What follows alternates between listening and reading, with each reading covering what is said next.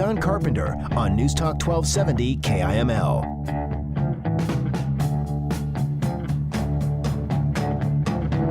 News Talk 1270 KIML. Don Carpenter Show. Welcome back to the program. It's 7:47, and we're going to go right to the phones, and I do believe we have on the line Senator John Barrasso. Good morning.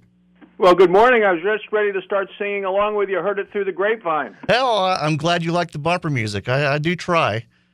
Well, you do very well at it. Thank you. Well, thanks for joining us, and thanks for taking a couple minutes to talk to us this morning a little bit about these proposed EPA regulations. It's something we've talked a little bit about on the show over the past few days. So why don't you give us a little bit of your opinion on what's going to happen with these EPA regulations?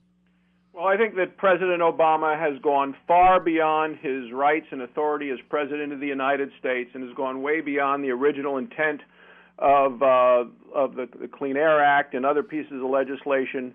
Look, this is something he could not get done legislatively when he tried, even though he had 60 Democrats in the Senate. He had Nancy Pelosi as Speaker of the House of Representatives, and it still failed. His war on coal, his attack on available, affordable, reliable, secure, the most secure source of energy we have in the United States.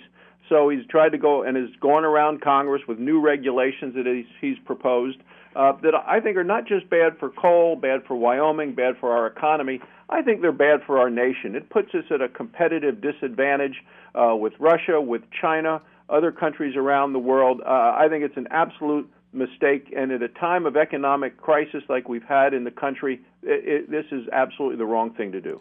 Well, and I think most of us here in Wyoming would definitely agree with that. But I think what a lot of the rest of the country is starting to realize that this really isn't a left and right Democrat-Republican issue. I mean, there are some Democrats in the Senate that aren't very happy about this as well. Well, and one of them is Senator Heidi Heitkamp from North Dakota. She and I put together an editorial that was actually in the Wall Street Journal on Tuesday this week, both of us coming out swinging against what the president's doing. And it's interesting. I met her actually before she became a senator, and it was right there in Campbell County because she's a Democrat from North Dakota. She was in Campbell County for the dedication of the Dry Fork plant when we had the grand opening, and she's worked with on the issues of rural electricity and done it in North Dakota. So she and I are combined. There is an outcry, both Republican and Democrat, against what the president is trying to do. And we don't even think he has the authority to do it. But he's directed his head of the EPA to come out with these regulations that, the regulations are costly. And I would just say the benefits are not what this administration promises. Emissions in the United States, and people in Campbell County know this, have been dropping over the last 15 years, whereas they've been skyrocketing in China, India, other places around the world. They could shut off the United States tomorrow, and emissions are going to continue to grow with what's happening in other countries. So I think it's a terrible mistake on the part of the president. Well, and I know, I think the last time you called, we talked about these constant end runs around Congress. I mean, is there really any end to this? Well, the end of the administration, Barack Obama, is 2016. Elections have consequences. We're trying to obviously take the Senate in the Republican direction for a majority for next coming January, so we can do the kind of oversight and call committees, hearings, and call witnesses in to testify about these sorts of things, because right now those things are being blocked by Barbara Boxer, who chairs the Environment and Public Works Committee on which I sit, and she gets the final say on who comes to testify in the committees and what the topics are to be discussed. So that's why when I say elections have consequences, I'm going to be, in our neighboring states of South Dakota, Montana, Colorado, all of those states, working to try to get Republicans elected in November. Well, and I know just this past week, a lot of states had some very interesting primaries. I think I mean, I'll be the first to admit I was kind of skeptical that the Republicans might be able to reach that 60-seat mark.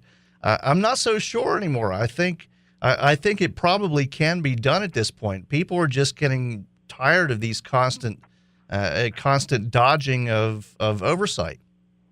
Well, people are going to see it also in their electricity bills, and I think people that aren't happy with this administration, I think that number is going to continue to grow, because when the president was running for office first time in 2008, he talked about his policies specifically with related to coal, and he said under his plan, electricity rates would necessarily skyrocket.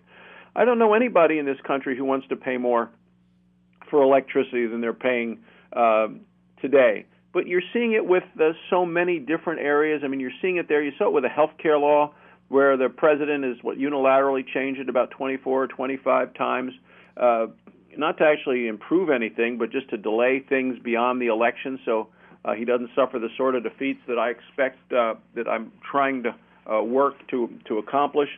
So you see it around the board with this administration, and what the president has really proven to the American people is big government is not what he has promised them. There are so many questions about the president's competence to run things. We're seeing it right now with the VA scandals. Our veterans deserve much better than what they're getting under this administration. And when people are cashing their bonus checks who work for the VA, and you see that they're doing it because they've doctored the paperwork instead of actually providing doctors to take care of patients, I mean, to me, that's criminal. But you're seeing it right now, and this is not being managed well. It's not about the doctor's practice in medicine. It's not about our veterans who deserve much better. It's about the way that this whole thing has been managed.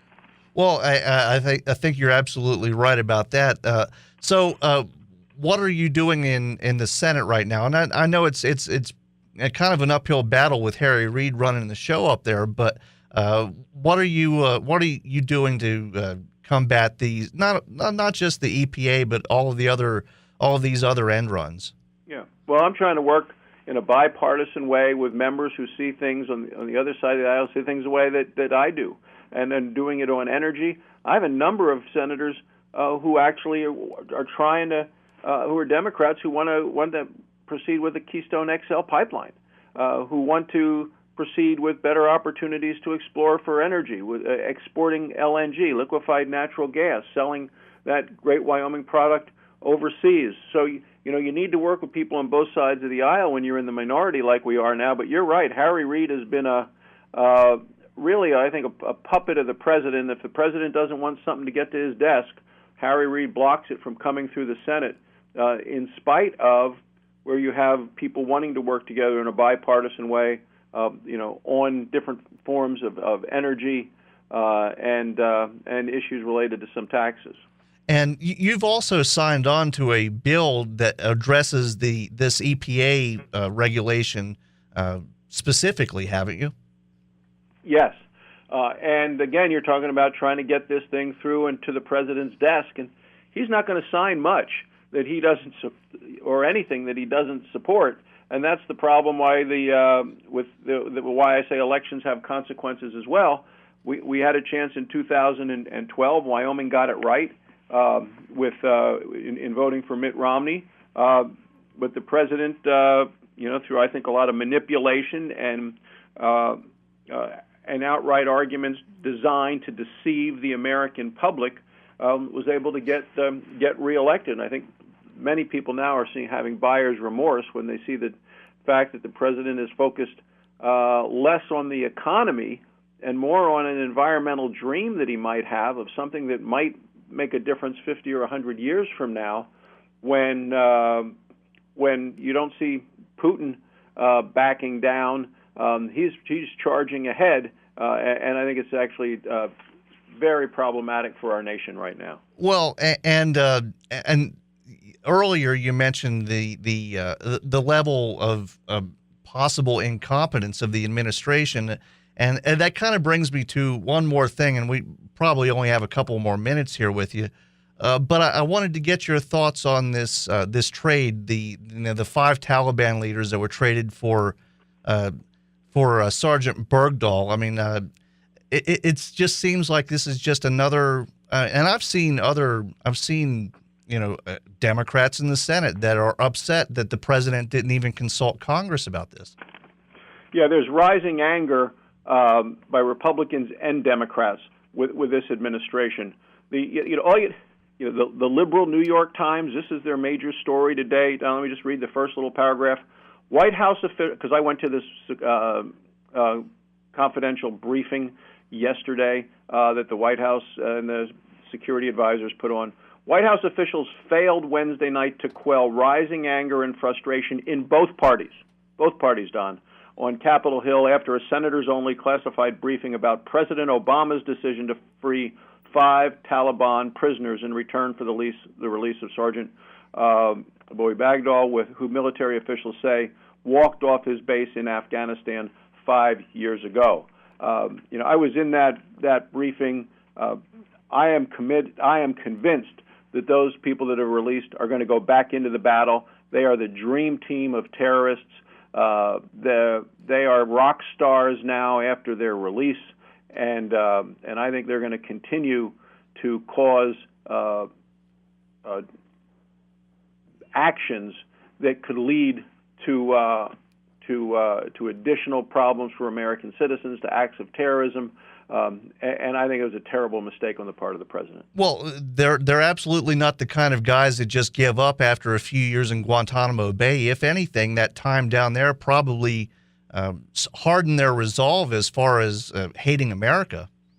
Well, I think you're absolutely right, which is why I say I can't go into the specifics of this briefing, but I can tell you that I didn't leave. That I left the briefing with the same mindset of when I went in.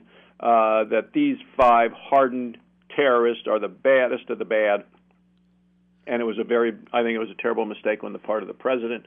And then to try to have a Rose Garden ceremony and try to celebrate the good news, I think the American people, Republicans and Democrats, liberals and conservatives, have seen through this. Well, is there anything that the Congress can do? Maybe not the Senate. I mean, again, that old brick wall of Harry Reid gets in the way, but is there anything maybe the House could do to at least raise awareness of what's going on with this administration? Yes.